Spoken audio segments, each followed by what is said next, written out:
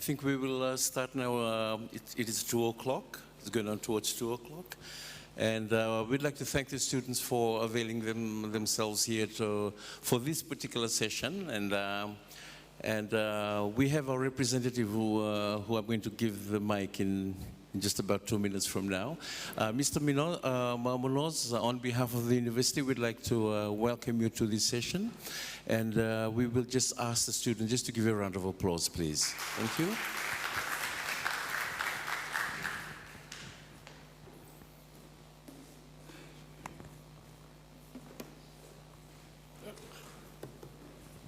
Hello. Thank you, Semi, and good afternoon to everyone. For the slides. This one is forward. Okay. Okay. Yeah. So I will not be moving around. I used to move around, so I cannot move around. Anyway, thank you. Thank you so much for coming. So for today's, it's not really for one hour, I'll be introducing to you my organization, the South Pacific Business Development, SPBD for short, is a microfinance organization operating in 5 countries. Fiji, where I manage the country operations. We have also SPBD in Samoa, Tonga, Solomon Islands, and Vanuatu. So I will be presenting to you a little bit of SPBD, and then at the same time, what are the career opportunities and internship opportunities that you might be interested to join. So for this session, we will be discussing these 6 topics. So I'll be discussing what's the reason for our existence, and then our vehicle for outreach, how do we reach out to our clients, and then what's our enterprise development program, and what is this for budding entrepreneurs, meaning to say that, you know, for those startups, and then for blooming entrepreneurs, for those who are already in business, so how do we help them bloom or grow their business. And of course, what are the career opportunities with SPBD if you're interested to join us. Okay, our reason for existence. So as you can see in the mission, I don't have to read the whole thing, but I have already highlighted the keywords there. So our mission, we're looking at meaningful economic opportunities so that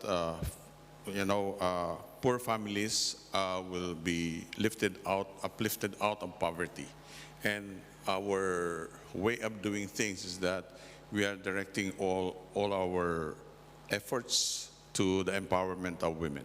So for example, in Fiji, SPBD Fiji, all of our clients are women. Sorry, men, but we're only dealing with women. But it doesn't mean that the benefits do not redound to the men, because usually, as we have observed, the women have access to our services, but at the same time, the businesses that they are establishing involves also their spouses, their children, their families. So one good example is if you have been to Super Fresh in Tamabua, there, in front of it are little stalls, right?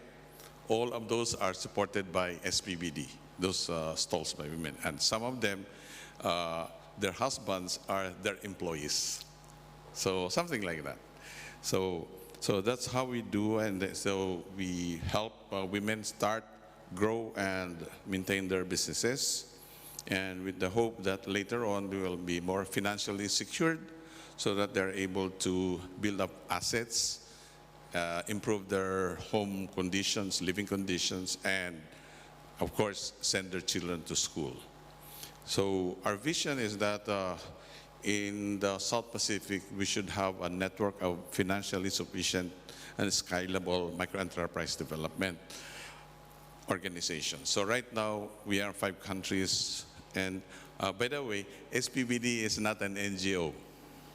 We are always misinterpreted that we are an NGO.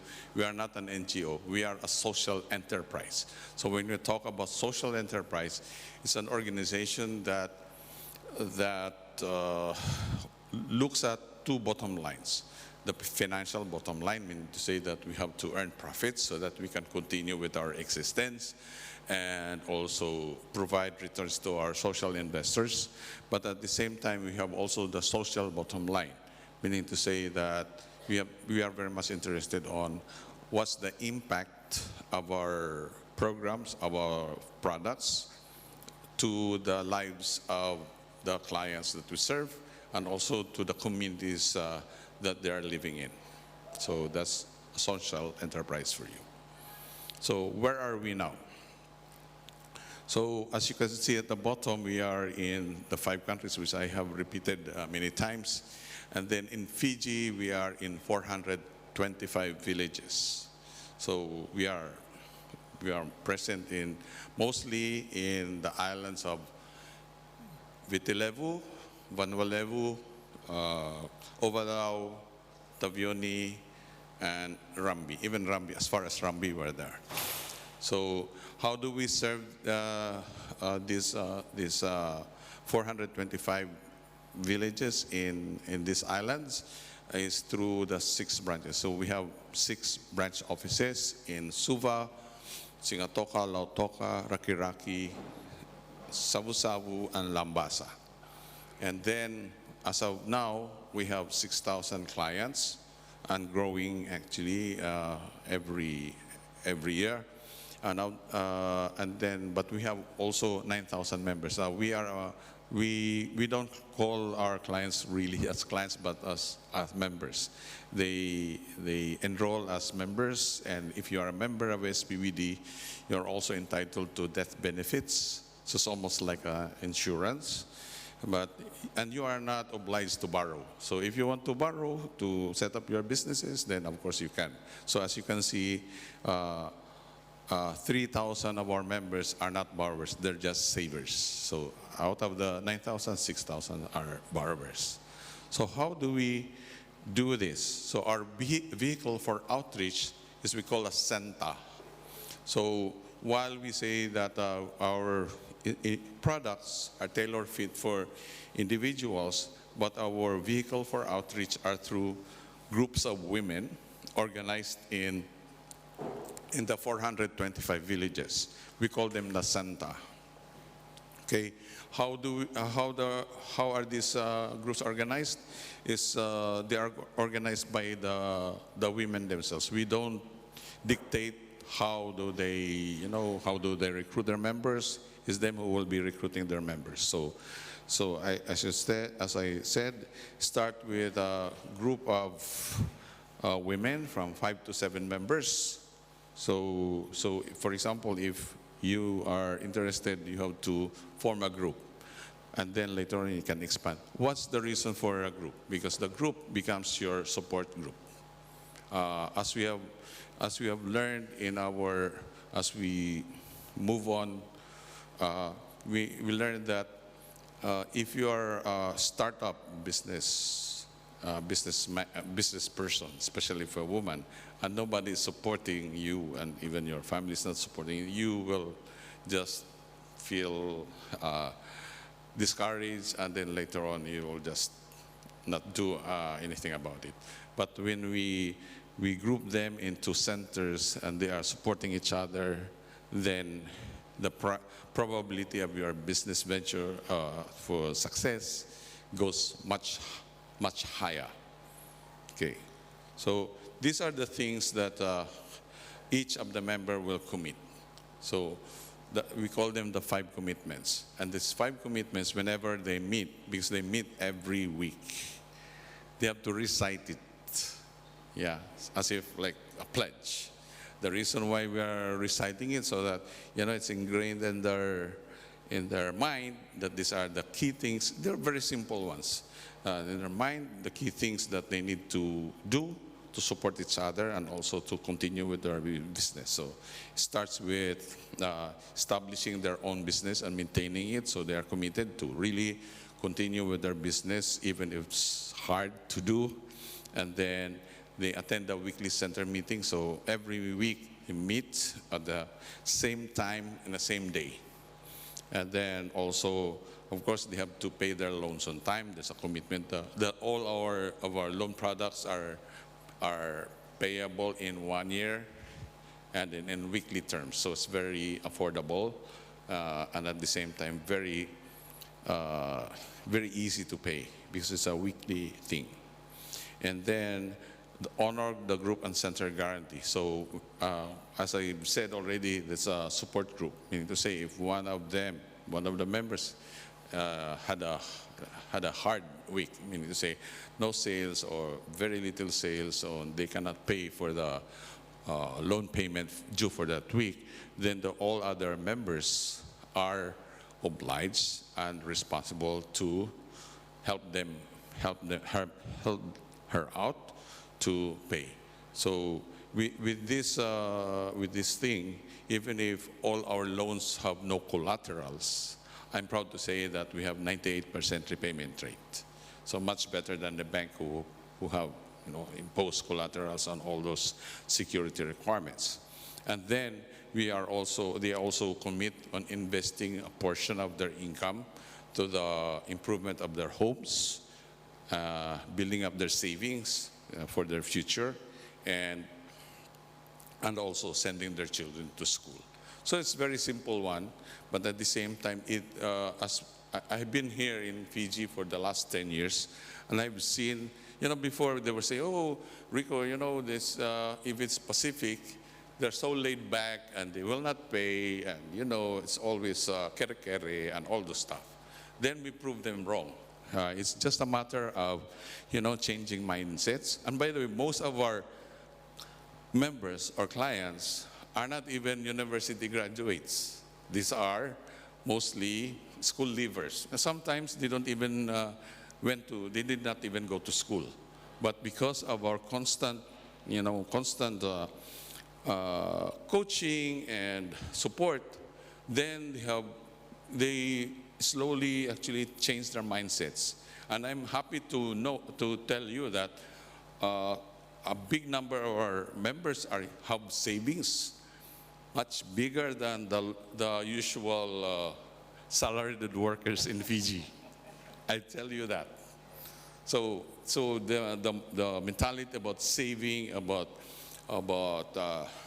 paying loans, on time, and be responsible to one another has already been ingrained to our members. So it's not only about giving out money or lending or developing enterprises or businesses, but it's also changing mindsets. For us, it's the best way to help people by making sure that they are able to help themselves.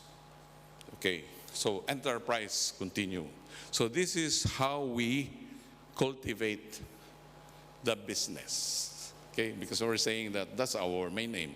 Cultivate the business, because the business will generate revenues and income, so that this income can go to the coffers of the household, and the household therefore can use that to not only to cover their household expenses, but even build savings and send their children to school.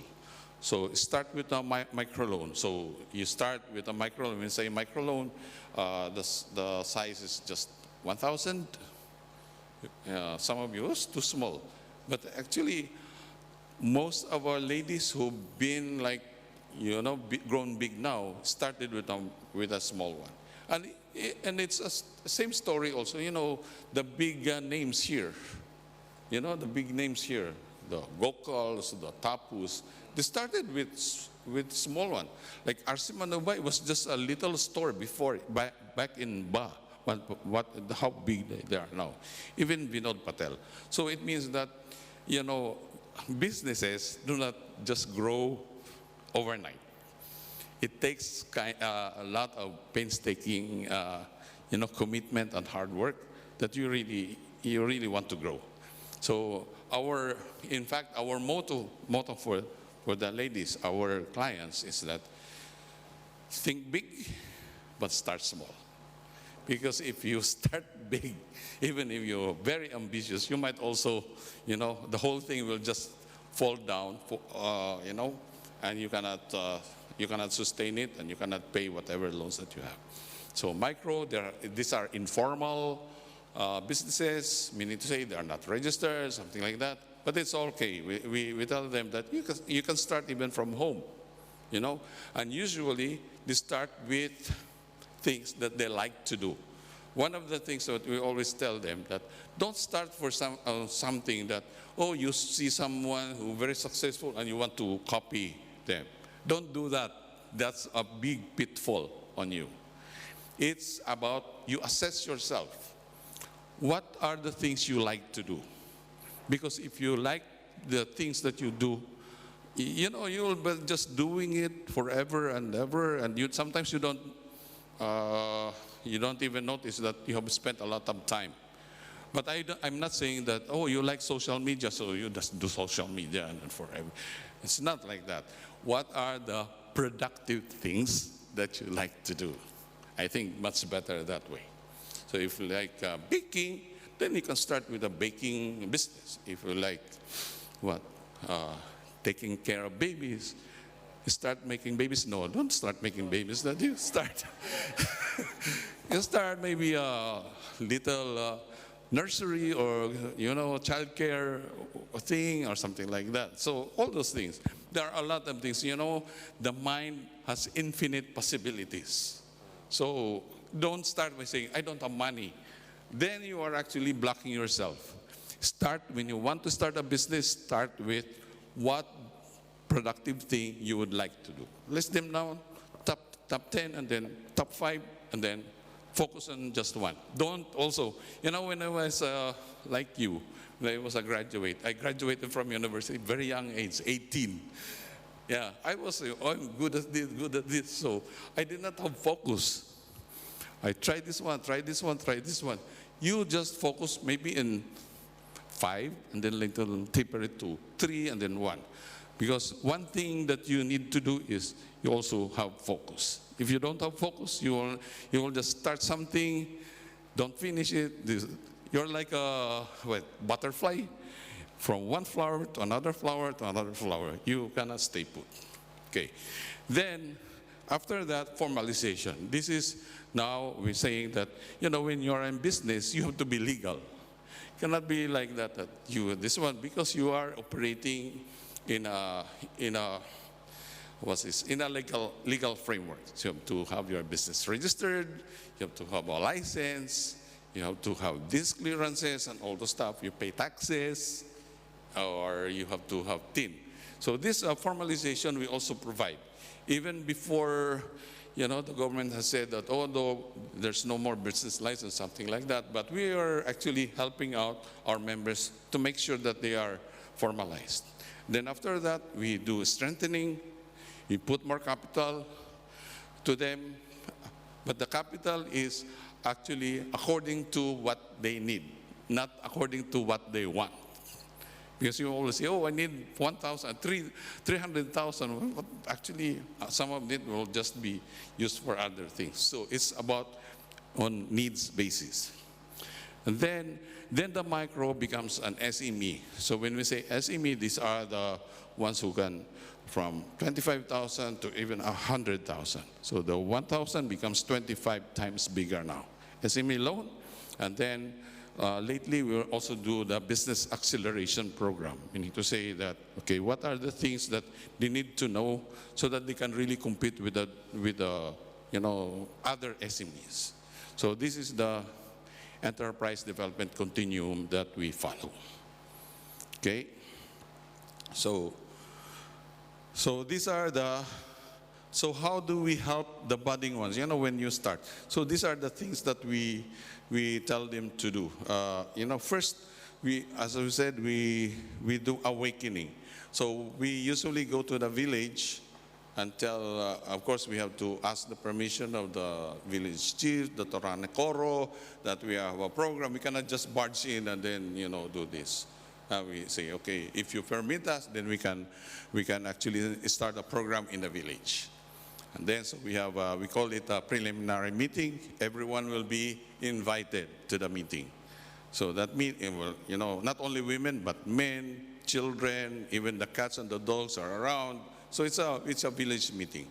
Then we say that this is our program, and those ladies who want to get involved, then they can stay behind and start the training program.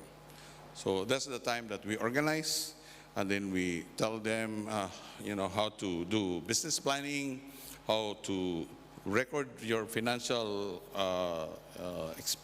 financial transactions, and all those stuff. And then before we provide the financial services, so we prepare the ground before we plant the seed.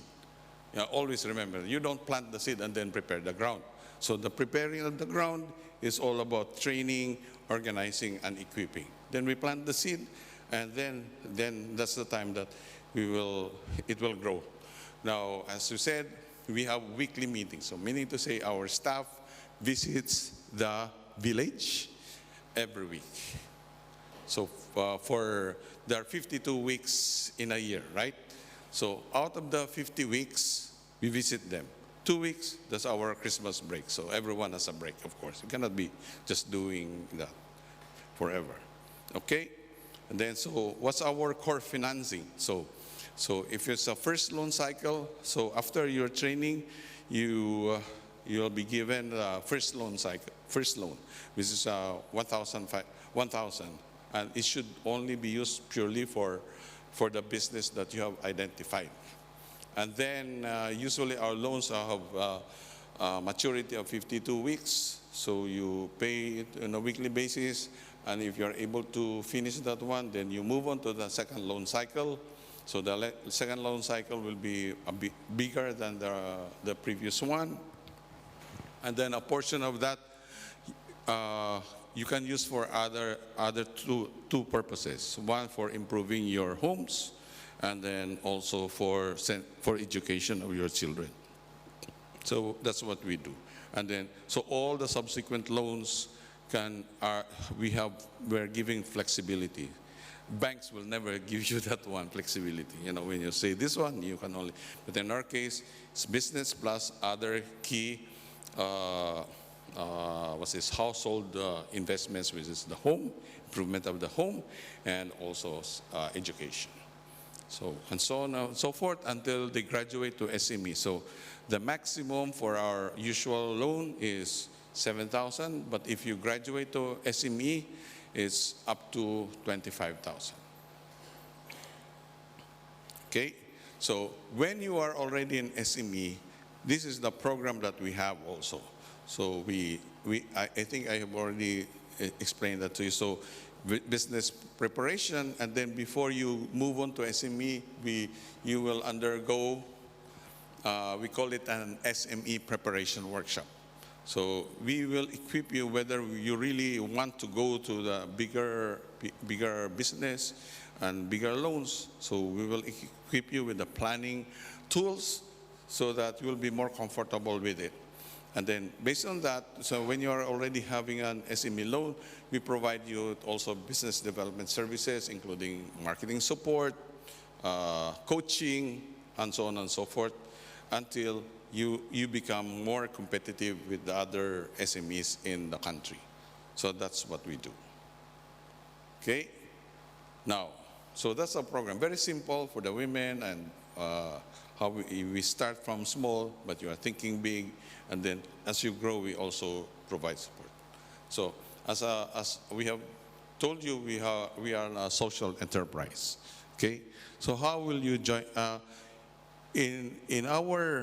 The way we recruit people also is we have to know that we have to tell, so for example, you are not all are inclined to business. But if you are inclined to be joining us to help other people, something like that, one of the things we always tell the applicants, joining SPBD is not getting a job.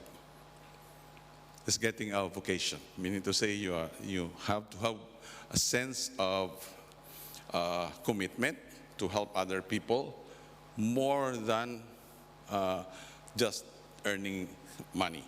Of course, we will give you the right pay, and you can go, you can move up with us. But we're saying always that we don't hire for skills, we hire for attitude. Because the skills you can build up as you go along. But the attitudes, the commitment, it starts with what you have already right now. If you don't have the proper commitment, attitude, then maybe SPBD is not the right organization for you. Maybe you might fit in other types of organization, not social enterprise. So this is our recruitment process. We don't hire you immediately. Okay? You have to go through the internship process. So like you're joining a specific project, specific activities, so that you will also, that's our way of, we want to get to know you, and you also want to get to know us, as an organization. Because our organizations have very strong corporate culture. Meaning to say that we have ways of doing things, way of thinking, and if you feel, oh, this is not the way I should work, so then of course, at least you did not invest so much time on us, or you did not waste our time by going immediately, diving in. So start with the internship, okay? And then after that, if you say that, yeah, this is my organization, I like it here. I like the people here. You like me, for example. Then you move on to become a trainee. So the training program, there is now a specific thing. Like, for example,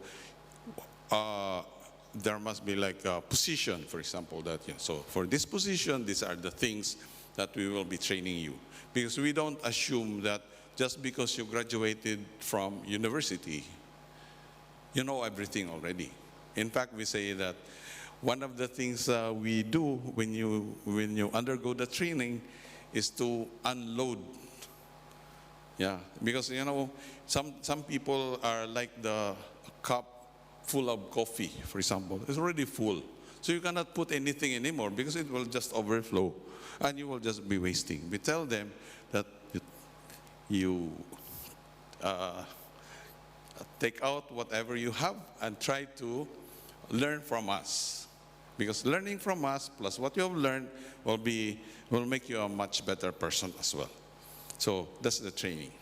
And then if you pass the training, then you go on probation. This time, we'll give you targets. Okay, we'll say like is how disciplined you are, because some trainees actually go through because maybe they learn very fast. But now we are testing you. How will you how will you be more productive?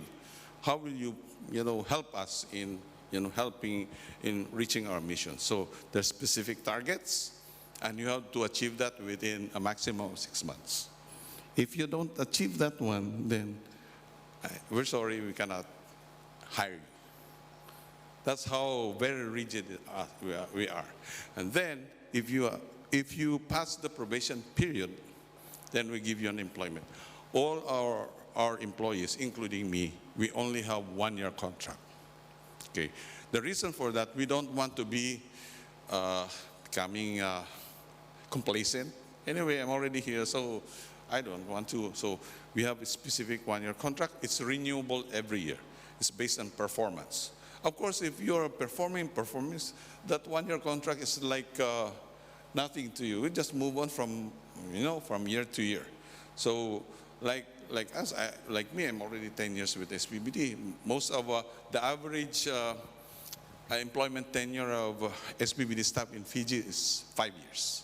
So they've been with us for a long time. Then of course, when you are a regular employee, then we offer you a lot of career opportunities, of course. One, we support you if you have to go on further studies, we'll support you on that one. You will even, like for example, you graduate, you finish your unit, top of your class, or higher grade, we will even reimburse the tuition that you paid. It's just like making you more motivated to really improve yourself. And then we also do a lot of lateral movements so that you will know the jobs of the others. And then later on, you can actually also occupy executive positions. So we don't hire people and then put them on top. Start from the bottom, you work your way up, and we reward high performers with what's this, the top positions as well. Okay, so that's our career path with SPBD. So if you're interested, then remember, you start with internship. Right now, this year, these are the internship opportunities that you might consider. One is the 10th anniversary celebration. We are now celebrating our 10th year in Fiji. So we want to mark it with a lot of activities, year-long activities. And we are welcoming, interns to help us in the planning, implementation, and, making this anniversary celebration a success despite the COVID-19 restrictions. Okay? And then the other one is SPBD app. SPBD app is this for the technically inclined, the IT people here. Even if you are not a graduate for any IT course, but you have that interest in that one, you might help us also in the developing of the SPBD app. So the SPBD app will be useful for our members in checking their loans, savings, and everything, and even putting their loan applications online, and also our staff using that for loan evaluation and other things, and of course also for the general public, like what SPBD is doing, or even the news or something like that. So right now it's already in the third phase of development, and we are now testing it on the utilities. So this is actually the third stage is the most exciting because it's not like starting from scratch, it's already there. Okay, the other one, field operations. This is our core operations. Like 65% of our staff are in the field. So if you, for example, you go visit an SPBD office, in the branches, only one person is there. So where are the others? They are out on field. If you visit our main office here, only maybe 10 people are there because the rest are in the field. So field work in SPBD is good for those outgoing people because, from Monday to Thursday, the field staff actually goes around to different villages. You are supposed to visit 4 villages a day. So minimum. So in 1 week's time, you are able to visit 16 villages. Different people, different ways of life. But this is where you are actually bringing the financial service, because we're almost like a bank, the banking services to the village. We don't encourage our members to go to the, like line up in the long queue there, like what you see in the banks, long queue. You will never see that one at SPBD because we bring the financial services to the village. So all the financial transaction, loan repayment, savings, even savings withdrawals are all done in the village. So that will save them also one, for the clients or members, time. If you live in the interiors of Namosi, it will take you almost 3 hours to reach here, and there's only one RSL there in the morning, and then it goes back in the afternoon. Just how, that's so difficult for them. And of course, bus fares also, and all those stuff. So we are bringing them, so the services to them, then it's a big help already to these women. So if you like traveling around, this is the place to be. And when I asked some of our field staff who've been with us, I said, why do you want to stay in this? Because they said, I'm a Fijian, but this is the first time I visited all these places, like go as far as Rambi. Have anyone in the room gone to Rambi? Anyone? Not yet. You're a Rambian. Yeah, we're there already. I think 200 members there in Rambi. Yeah, I've been there also, so of course I have to be there on those places. Okay, so then field operations will be a good opportunity for you as an intern. So right now we have vacancies in Vanuatu, Savu-Savu, in Lambasa, and also in Raki-Raki, and also even our Suva operation. So these are usually, as I said, vacancies are not filled up immediately by hiring people, but by interns. So usually we have 1:3 ratio. For every vacancy, we get 3 interns. So out of the 3 interns, we will see who will really survive until the end of the internship training and probation. Okay? And then another very exciting, this is a new one which we just launched last week, is the home garden training. So we have identified that one of our key response to the economic impact of the COVID-19 pandemic, while we are saying we don't have a lot of COVID cases here, but the impact of COVID-19 pandemic on the economy of Fiji is really tremendous. The government, even the government, who is sometimes glossing it over, they already estimated that the economy of Fiji will contract by 25%. Just imagine that one's like 1/4 of the economy will be gone. That's a big impact. And of course, all these things will redound to the bottom of the pyramid, which we are helping. So we're saying that in order to make sure that even at this point in time, when the hardships, people, our members, our clients, will still have food on their table. So this is what we are doing, home garden. But this home garden is not just about planting whatever. We are targeting specific plants, and we are also using appropriate technology.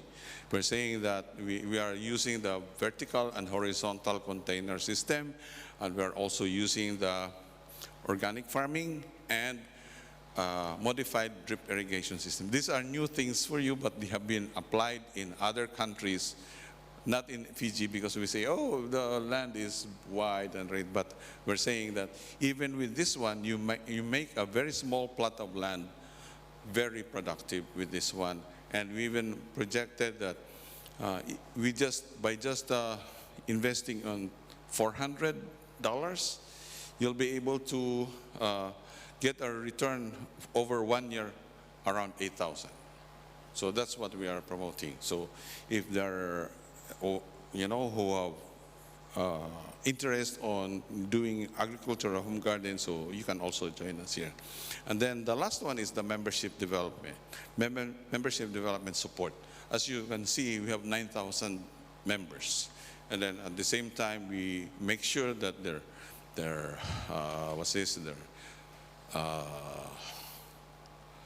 files and everything with us are all in order. So we are always on the process of making sure that it's easy for us to retrieve things. In fact, I have this funny incident that when a member wants to have a birth certificate, for example, they don't go to Suvavu House. They go to SPB because they said it's easy to get a copy of their birth certificate than lining up at Suvavu House. So we want to maintain that kind of services that our members can get on that one. And in fact, remember I said death benefits. If you claim from a insurance company, it will take you at least 1 month to get your claims, the beneficiaries. In our case, we have 5 days, 5 working days. The member died. After 5 working days, the beneficiaries should be able to get their claims. That's our promise to them. So that's it. I think, yeah, pinakamakalevu. And I think I have given. The others are actually just handouts. The handouts. So I think I've given you some handouts. So if that's for one, if you're interested in our internship program, so there's an internship application form. And then we also give you, you have to give us your CV. By the way, we don't like thick CVs. You have to submit only one-page CV. Yeah. So we also give you like a sample of how a CV should look like. You know, straightforward, one-pager, and we know everything about you. So if you are the one, I think one of the handouts spells out the internship opportunities with us, and then there's an internship application form, and then you choose maximum of 2, which one you are interested, and how would you be able to, to contribute to the program, and then you attach your CV, and the CV sample I already gave that one. That's how it should look like. Oh yeah, simple CV, one-pager. No more than one page. It's one page. Yeah. And I think also I gave you like how when we interview you, these are the key questions that we ask of you. For interview skills, these are the key questions. Yeah. So with that, I'm now open to any questions, clarifications from you guys.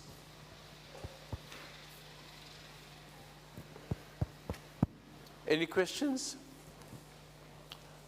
Okay, maybe I'll just ask a question, Mr. Munoz. Just for the benefit of our students here, if they were to go into entrepreneurship, like you mentioned that normally they should be a part of a group. What would be the minimum number that could be established here? Like we have the Solomon Student Association, we have the Vanuatu Student Association, just to start a business going, and like you mentioned that group is going to help one another in terms of crisis development, anything like that. One member of the group is not able to pay the loan. All these group members could just put money in to support that person. How can that actually materialize here in this institution? Okay, there are many options. One option is you don't have to form a group. You just join an existing group. Like there are already 425 groups all over Fiji. So in your community there must be one. The reason why we are more prefer that you join an existing group, because these are tried and tested group, meaning to say they don't just fizzle out. Meaning to say they've been there for several years, and we know that when you join a group, they will help you out on that one. Now, the other thing is, of course, form a group. But when you form a group, there are certain conditions that we ask of, as it's part of our risk management. One, all of the members must belong to the same community. Yeah, so it cannot be like one member comes from here, the other one comes from here, because the reason why we ask of that, because if you are residing in the same village or community, then you must know each other definitely. You know what are the problems, and these people faced. So, and in fact, as I said, when you recruit, it's not us recruiting, but it's you recruiting. Now, you will only recruit those whom you will vouch for, because in the end, if this person will not pay the loan, you are bound to cover for them. So that's why they must belong to community. The third one is they can belong from different communities. Hi, Harry. How are you? But they must belong to a certain stable organization.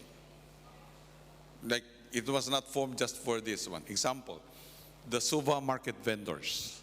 Suva market vendors has been there, and they have stalls, and so we have a group there, Suva market vendors, for example. So it's easy to to meet with them because we know that they're always there, something like so. So these are the three options: join an existing group, which is the much easier way to do it, and then second, if you belong to the same village or community, you can form a group. Minimum is 10. Minimum is 10 members. And then third is your existing group or organization can be the starting point for organization. And usually we ask whoever is the organizer of that group to vouch for these people, and also to, like, if this subgroup, because it becomes a subgroup, is not able to maintain their loans, then the bigger organization can guarantee for it. So for example, if it's a student, like graduating students group, so maybe the USP department who's handling that one will vouch that the members will really honor their loan. Just for the purpose of internship, like you mentioned, if students were wanting to join SPBD, do they just go to the website and see the current vacancies that are posted periodically, and then just put in an application, or they just fill in these application forms that have been given out and submit to your headquarters? Yeah, it's very easy. As you can see in the application form, there is already a email address. So you don't have to go to the office. So it's an email address, and that email address is my email address. Okay.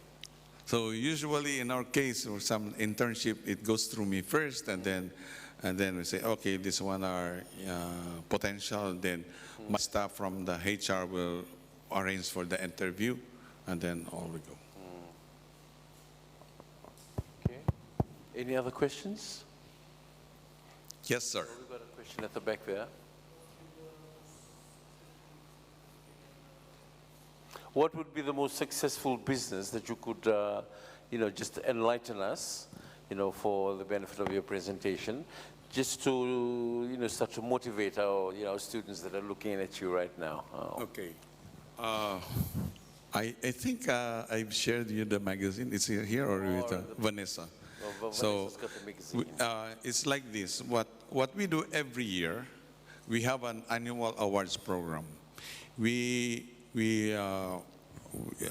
actually we award the top the top 5 businesswomen, and then so that they become the model, or for the other members to say that see they have been successful. So that magazine was we produced that because in for the 2019 we cannot do usually the awards program that we have is really grand, like attended by 3,000 people. The last one was in Lautoka. Everyone went there. This is supposed to be in Vodafone Arena, but because of COVID-19 now. So instead of that, we produced a magazine. So that magazine features who are the successful. So one of the most successful one there was the lady from Kuruvoto village. Kuruvoto village is just, she used to be an employee of, Sonay Sali. Because Kuruvoto is just the resort. The resort. And then she said that, she will not grow with this one. Then she got to know about SPBD because there were groups there joining. So she resigned from her job as I think she was housekeeping, in the housekeeping, and joined SPBD. She started with a little shop. That's the usual thing. I like selling and something. Then later on, the shop expanded, and then it included an internet shop. And then later on, she bought a vehicle. And then that vehicle becomes like a minivan. So one minivan traveling from Nandi to Suva, and then one vehicle. Now she is on a second vehicle, just serving Sunay Sali resort. So that's what we saw. You know, they started very small, but now she's like that one, and she's so proud of her achievements that. And even the husband will say he was amazed that she was able to do it. If she just stayed as a housekeeping employee at the resort, maybe she will not be. And it happened it's not overnight. It happened across 4 years. And there was this other lady who was, who was invited to speak on her projects. The one that owned Vani. 3 boats and 2 vehicles. Yes, that's also Vani from Sineo de Diomba. She started, I think it's still in our website, because she said, when she started with SPBD, she was even pregnant on their second child. And she didn't know whether she will be qualified because she's pregnant. When they said, we don't discriminate whether pregnant or not, for so long as you can still, do your thing. And then she started actually because the husband is a fisherman. And then in their house, they have no electricity. They said, so how did you manage it? They said that the neighbor has electricity, so they just borrowed. They said, how did you borrow? So this, what's this extension cord? One extension cord just for the lighting. That's how life was then. Then we started this, then she said to the husband, maybe I will start, I'm the one who should be selling the fish. Start with the community, and then later on, by getting a loan from SPBD, she was able to buy some fish also from the other fishermen. And then to cut the story short, she was not only selling Sineo de Diomba, she is now selling in Suva. And then she was able to buy a car. It's a second-hand car, but to transport the fish. And now, of course, they now have an electricity, okay? And her first... 3 vehicles and 3 boats, I think. Yeah, she has a boat, and it's also, her kid is now studying at FNU, because we also have a program, we call it HELP, Higher Education Loan Program. So the boy is a beneficiary of that program also. So those little things, but now they are so proud of their accomplishment. That one, it took her 8 years. So it's not, as I said, it's not overnight. Okay, any questions? Students? Okay, no questions. I think the students are satisfied with your presentation. Okay. Okay, Mr. Maloz, just on behalf of the university, we'd like to thank you very much for availing your time here today and giving us a very good and informative presentation on SPBD. And I'm sure the students have already taken up most of the things that you have mentioned today. And they will be probably coming up to your office here based in Fiji, or they will be liaising, because I believe that you are also in the Solomon Islands and also in Vanuatu as well, in all around the Pacific region, Yes. to be able to start your businesses and move forward from there. We just ask the students. For those students coming from Solomon Islands, we have SPBD office in Solomons. Yeah, Solomons. And also in Vanuatu as well, And Vanuatu. Vanuatu is our youngest country operations, but it's already 2 years old. Yeah. All right, one question here. Have you been to Kiribati? Good question.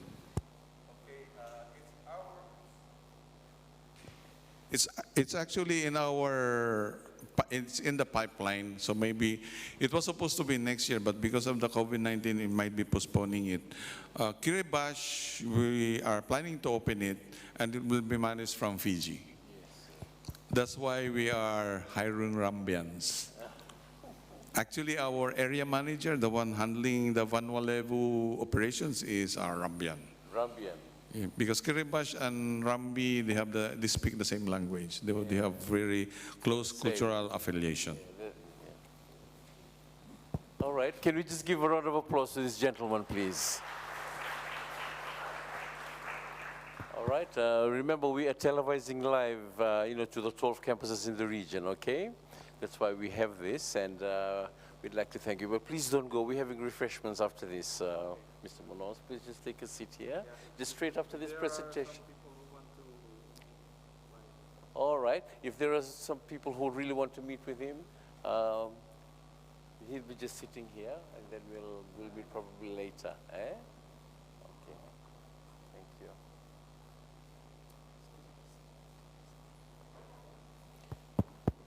All right, thank you very much. Students, our next presenter is Think Pacific. I'm sure most of you, have already heard of this organization. They are UK-based. They are from UK, and we have a representative, a boss here, all right, from Think Pacific. He's going to talk more on Think Pacific and particularly on career development programs that we are after today, on covering letters and things later on in his presentation. Can we just give him a round of applause, please? If I just hook my... Sure. Take this out. All right, no, here, just put it this side, yeah. We're recording all the sessions from that.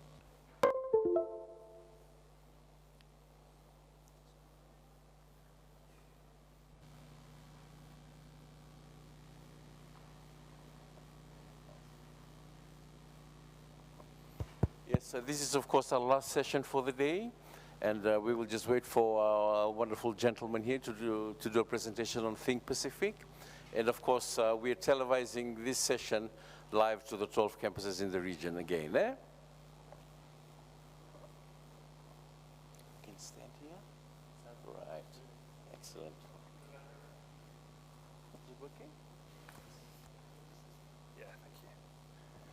Bulamanak, everyone.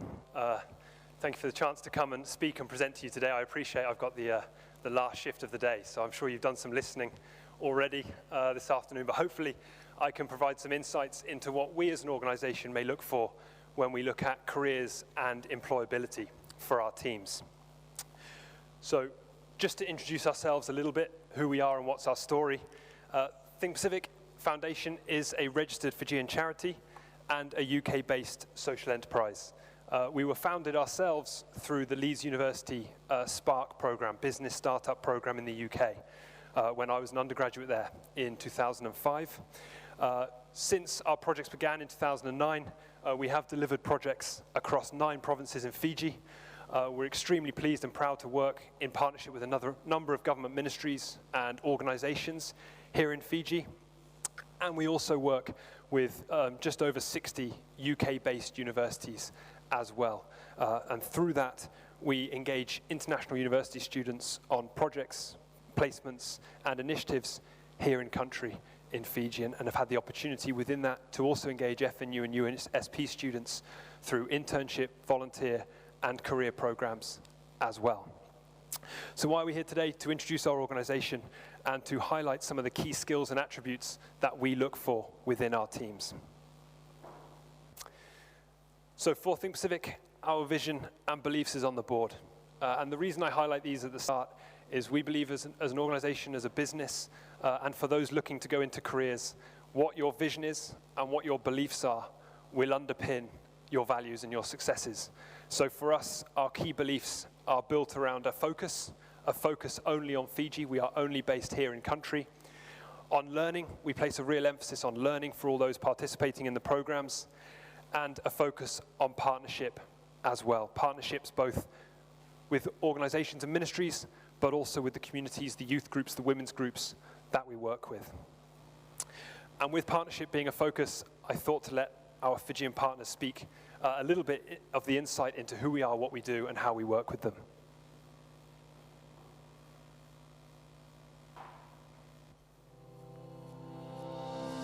Bulavinaka, I am George Silinga. My name is Philip Hernico. My name is Vinita Nand. My name is Manasa Nimbalerua Senyasi. My name's Roddy Drummond. My name is Apakuki Kurusinga. My name is Matthew Ngoluvakandoa. I'm Annalise Tuthomien. I'm Dr. Ismail Tukana. In regards to our target audience, which are youths, Think Pacific is doing an awesome job.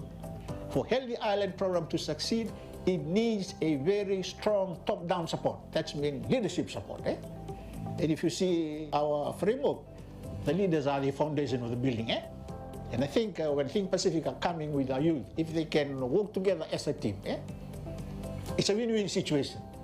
We learn from them, they learn from us. We look at it this way: a young person can understand another young person better. And if someone were to share their experiences in what we call peer support, through that shared experiences, they're able to know that, okay, he coped, he managed to get through it. Maybe I can do the same. If you take people from the UK and take them to a rural place, it's an exchange as well. They learn from the Fiji experience and Fijians learn from the UK experience. The volunteers help with sports, with education, with rebuilding. So there's a lot of work that they do, and I think it is very well appreciated. When we talk about NCD, we're talking about premature death. We see a sudden acceleration of deaths of Fijians at the age of 40. So the storyline goes that if Fijians are dying at 40, they must be sick at 20, because it's a chronic disease. If they are sick at 20, then their behavior needs to be sorted out from childhood and youth. To have Think Pacific coming in and then to reach out to the outer islands, that's the greatest asset or gift that an organization could give into a country. I like the way members of Think Pacific interrelate with them, and how they were assisted in their schoolwork and also in the sports, building them into another level of appreciating what they can do. I see youths not only as a model of their younger siblings, but the leaders of tomorrow. My NCD statistics, if anything, will be changed by the youths. So if I concentrate on the youth, empowering the youth, they will change the health landscape, the NCD landscape of. But that's the challenge I'm having. I'm having the negative part of and at the moment we are reactive to those negative situations. Now the plan is to go positive and be proactive and let the youths be the leaders, because their younger siblings look up to them, and they will be tomorrow's leaders, and they are the ones that will change the statistics in my NCD steps away. If we can look at aligning what Think Pacific does with our work in the community as a sustainable pathway after schools, and I think this is Think Pacific adding value to what we do. You're getting to go into real communities in real rural settings, and it's an amazing privilege. It's a side of Fiji, the real genuine heart of Fiji, that most tourists never get to see, and you're contributing to it. It can really be such a positive thing for someone's development. They're confronted with experiences and having to operate in an environment they've never dealt with before. I'm just looking forward to that this partnership will continue, so that our young people whom we may not be able to reach as a ministry, Think Pacific would be able to complement our services. Think Pacific can come in and assist in that area. I think it's going to help our works in a big way. So whatever little contribution that we can do within the time frame that we have, that is a major contribution towards the overall development that we have in that particular community.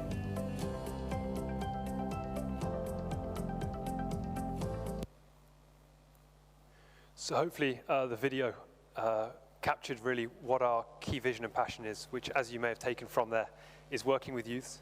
It's supporting health and education and sports development, and it's focused on rural and remote communities within Fiji. And within that, we have a number of areas of existing cooperation with USP, although I should add that obviously COVID and international travel restrictions have limited or currently suspended our in-country delivery. But traditionally, we have different areas of engagement with USP students, including internships, where USP students have worked with our project leaders in leadership roles to facilitate the delivery and implementation of the projects.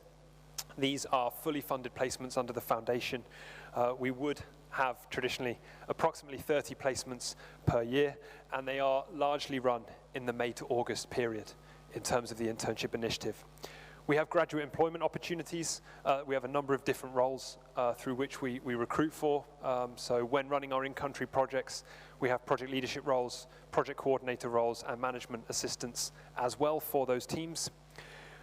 Course placements and volunteer roles. You know, we're big believers. I myself volunteered during that period at university. It can build your professional and personal skills and abilities through volunteer roles, and we are always looking to engage USP, FNU, students and local youths, and of course unemployed youths under the National Employment Centre and the National Volunteer Scheme on the projects and programs as well. As they said within that video, it's the youth engagement component is so important and so valuable to the development initiatives that are taking place.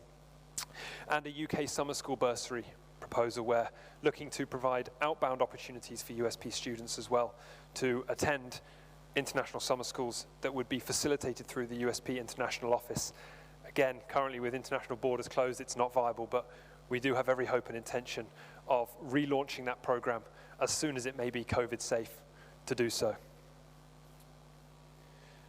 So what I'd like to do now is touch on what attributes we look for as an organization in our team, because every business, every enterprise can be different. For us, we position our attributes on our core values that we have as an organization. We ask every member of the team, from senior management, from the project leaders to the volunteers, to uphold and believe in those values. The first of which is passion. And we really do look for people to drive and achieve the mission and vision of the organization. But most importantly, to ask that question of what field do you want to work in? Because we are big believers that you should do what you love and love what you do. And that will drive your success within the industry. I was very fortunate that my own experience of 9 months volunteering in Fiji inspired me in terms of what field and what sector I wanted to move into. Up until that point, I hadn't necessarily been able to fully understand, but Nakambuta Wainunumbua, that 9 months, gave me a really clear vision of where I wanted to be and what I wanted to do, and it can then empower you within that process. Your mindset, we talk a lot about mindset within the organization, and that attempt to always be a role model. And you know, there's no wiser man than Ben Ryan when it comes to mindset. And he mentioned that the standard you walk past is the standard you become. The standard you let happen around you is the standard that becomes that for yourself as an individual, yourselves as a team, and the organization as itself. So always looking to maintain a strong mindset. Humility, being humble, respectful, and mindful in what you do. And the way we look to promote humility is to have self-awareness. It's so good to understand your strengths. So important to know what you're good at, but also to reflect on what your weaknesses may be and where other people's feedback, advice, and guidance may benefit and develop you is just as important. I don't think anyone is ever the finished article, whoever they may be, whatever work they may be in. So it's always having that humility, and that for us very much transcends down into what we do. The families within the communities, the youth groups, the women's groups, the Tarangani Koros, the partners, being mindful and being respectful is central. And with that, we would always encourage people to seek feedback and seek advice within their employability development. Other key values for Think Pacific and key attributes that we look for. Collaboration, valuing working together. Success is built on partnership, 100%. So what we would say to you, what I would advocate to you at this early stage is really invest in building personal and professional relationships that you may have. Take that time to invest in those because they will only enhance your ability to be successful. Resilience, no better time to talk about resilience than during COVID-19. But to be able to achieve goals and motivate others despite changing environments is so important. And you know, we often talk about being proactive rather than reactive. But the main thing to understand is that conditions will most likely never be perfect for your success. There will always be changes. There will always be barriers. The ability to adapt and overcome will determine your success within a role. If you struggle to adapt and overcome, it's something to work on because it's so important to have that resilience within the space. Accountability, being accountable for your energy, your impact, and your standards, maintaining your own values, your own integrity, is massively important as well within any role. And of course, aspiration, we put that as one of our values, always wanting to improve, become better, and achieve more. You should always be raising the ceiling for yourself and for the role that you're in. What more can I do? Where can I achieve more? As soon as you stop aspiring to more, that's often when that passion, that mindset, that accountability, that collaboration can disappear. So always aspiring to achieve more is something we value incredibly highly as an organization. In terms of CV and interview skills, I know different businesses may talk on different things within this space. So again, I can only talk from our perspective and what we may look for within this. For CV writing and interview skills, some tips I would give from my own experience. The first being research the organization or business that you are applying to.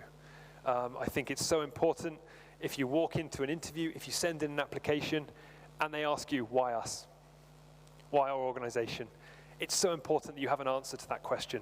If you're just another business on the list that you're applying to, immediately you potentially lose that engagement and that professional space. So research the organization. What stands out to you? What questions might you have? Invest that time. It will make you more effective on interview. The next is the role. What role are you applying for, and how do you believe your knowledge and skills apply to it? Again, the question may come, why this role? Why are you interested in this role? Have an answer to that question. Have thought about your skills and, be proud of the skills and the knowledge that you have and how you're going to apply them. Speak with confidence on how you will develop and enhance that role within the job. But do that thinking and that learning beforehand. Experience. Build up your work experience, whether that be through university society, whether that be through a volunteer placement, whether that be through a work attachment. Build up that experiential learning by doing, so that as you move through into job interviews, you have that to look back on, because those experiences will enhance your CV. You've taken time to fulfill those roles, but you'll also learn from those experiences, and you'll already have answers to questions that may be coming. You'll already know your strengths and your weaknesses and how you adapt, and then you can speak with even more confidence around those. Volunteering, like I mentioned, it links to the point before about experience, but I believe in volunteering. I believe in giving time to develop yourself in areas of interest to you, because what volunteering may also do is, as it did for me, give you a really clear vision and path of where you want to go and what you want to do. By experiencing, you'll learn and understand yourself better, and you'll develop professionally. And references. Looking to have references, both personal and professional, ideally relevant to the role that you're applying for within that sector, but otherwise certainly those that can meet the requirements that the organization may be asking for within those references.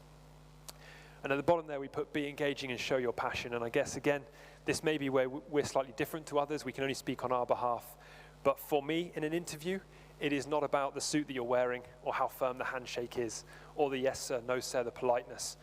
What we want is for anyone coming into a space of interview to be engaging, to be able to speak, like I said, with passion and confidence on why that organization or business, why that role, what skills you may have, what you're looking to deliver, what experiences you've built, and how your references can demonstrate the value that you will bring to that organization. Speak with passion, be engaging in the conversation.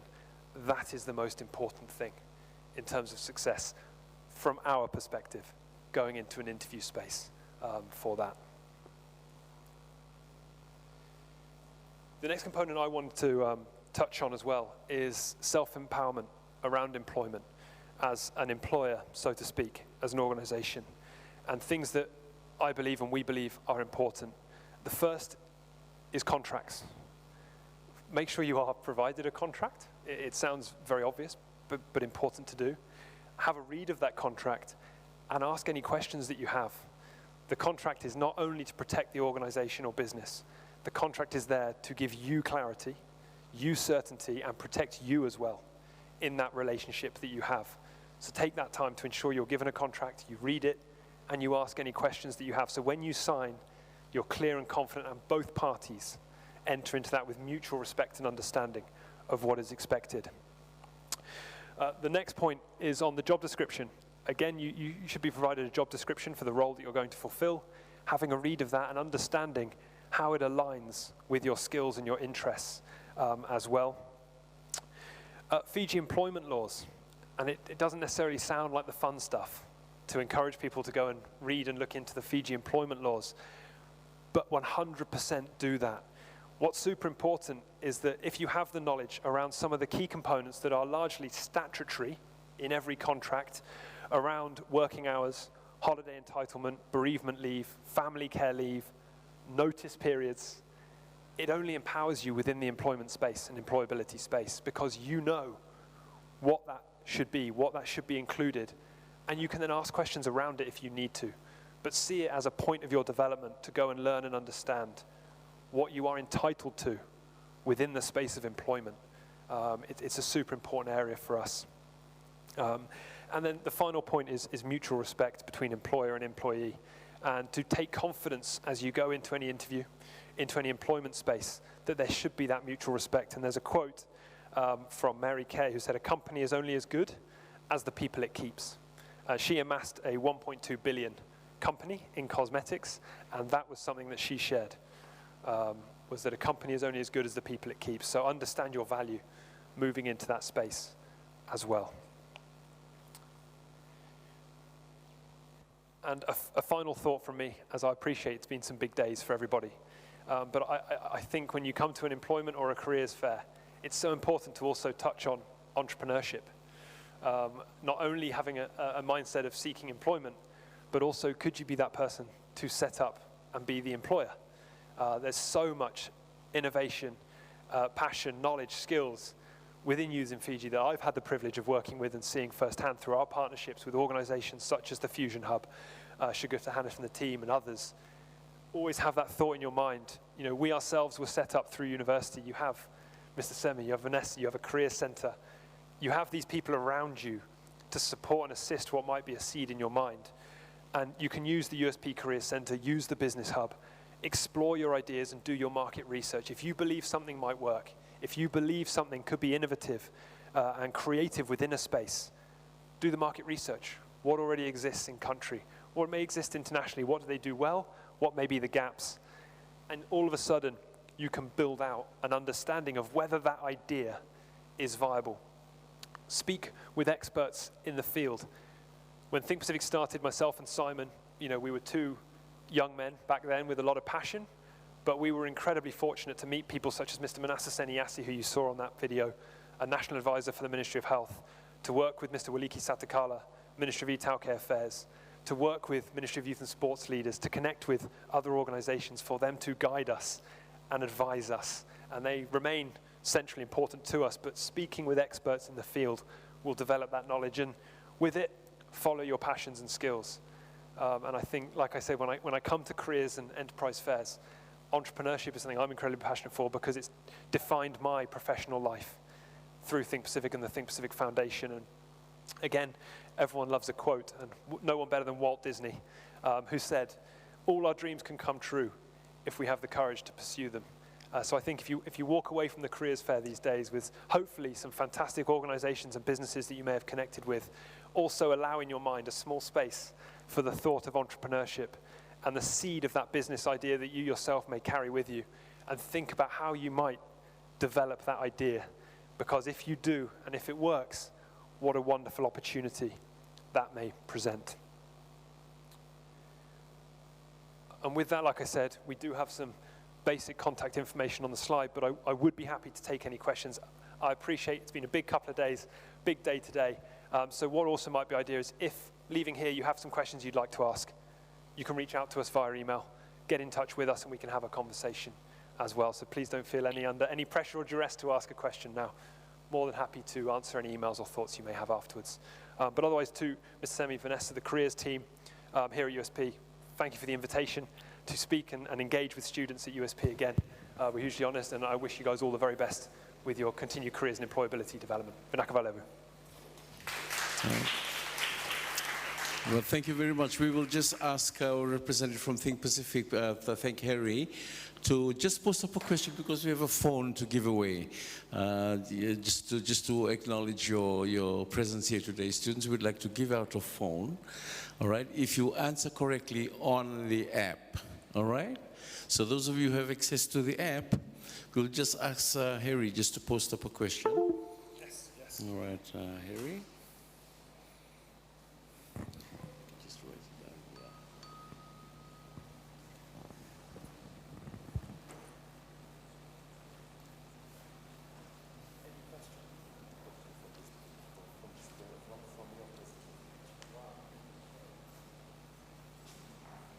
All right. If you already have the app, Harry's posting the question now.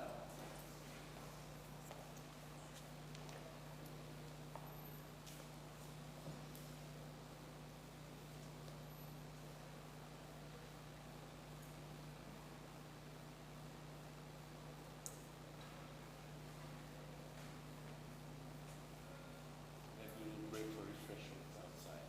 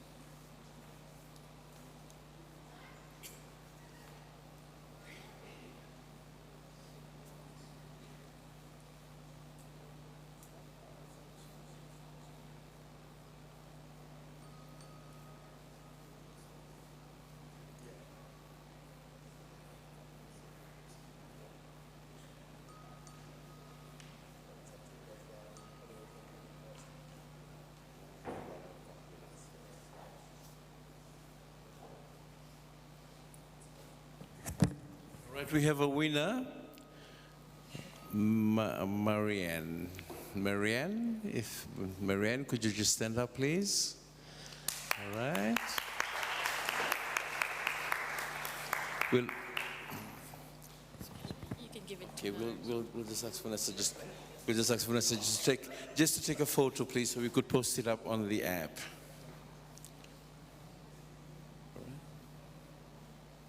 Excellent. A round of applause, please.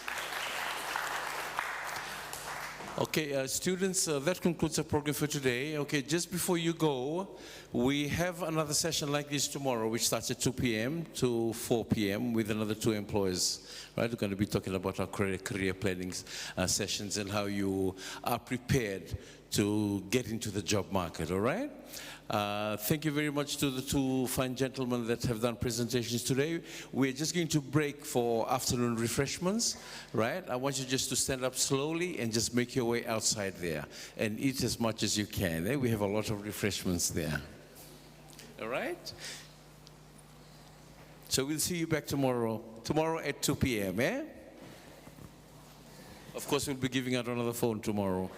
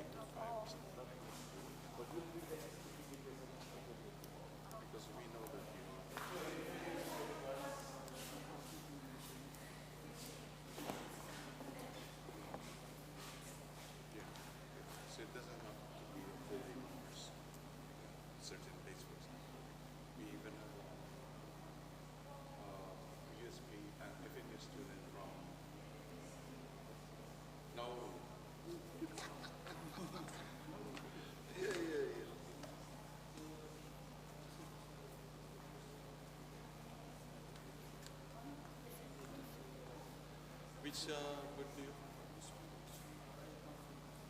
Akanda, okay. Because we're also opening up Akanda maybe next year. So you guys have an office? Yeah.